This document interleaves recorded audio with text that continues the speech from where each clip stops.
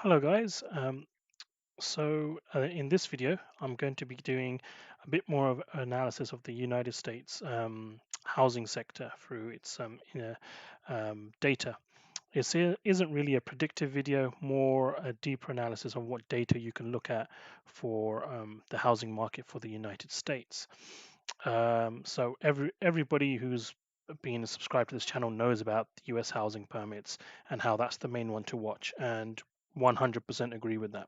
However, there are some other parts to the data that are lesser well known.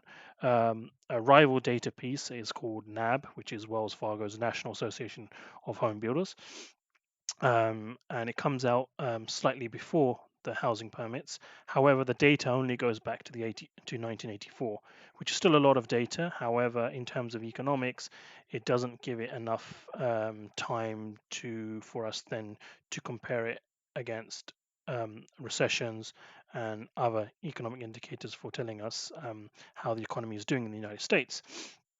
So, why would someone want to follow NAB? Because NAB comes out beforehand, and eventually one or the other will tell which way the direction of the housing market is going, and then the other one will confirm that direction.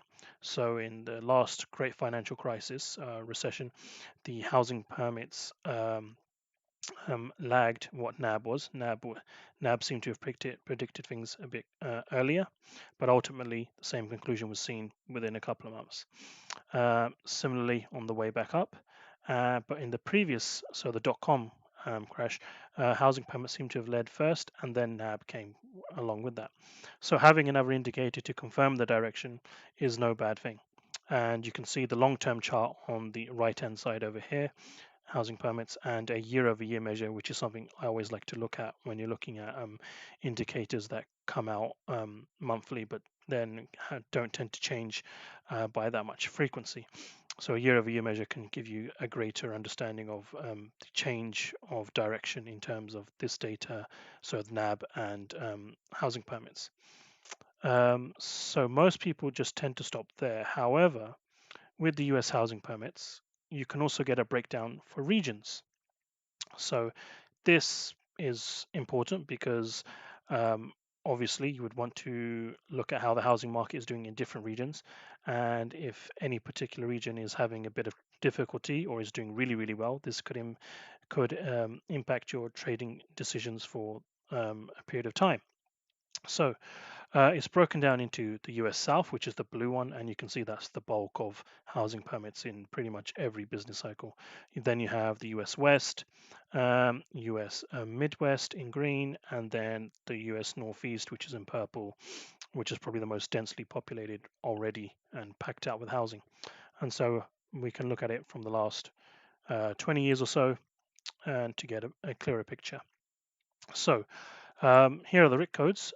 Again, if you wish to look at that from the Metastock Xenith platform. If for whatever reason these do not work for you, there is a link here. And if we use this link, I will just quickly go onto the internet. Oh, it's already here. And you want to click on the first one, which would then give you a spreadsheet, which looks like this. And you can clearly see it has 1452, 132 for Northeast, 205 for Midwest, 735 for South, and 381 for West. If we get rid of this and come back, and those are the exact same numbers, but in the thousands that we see over here. And you can just populate their cells or automate it, up to you.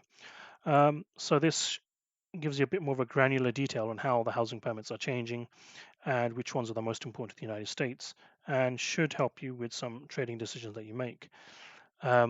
If you like the video, guys, do like the video, share the video, subscribe to the channel, and if you think that this data or this would help or this platform would help you out, do check out my other videos, and also do use the referral link in the description below. 3 months of the price of one with that referral link. Thereafter, it is $99 US a month, and I will see you in the next video.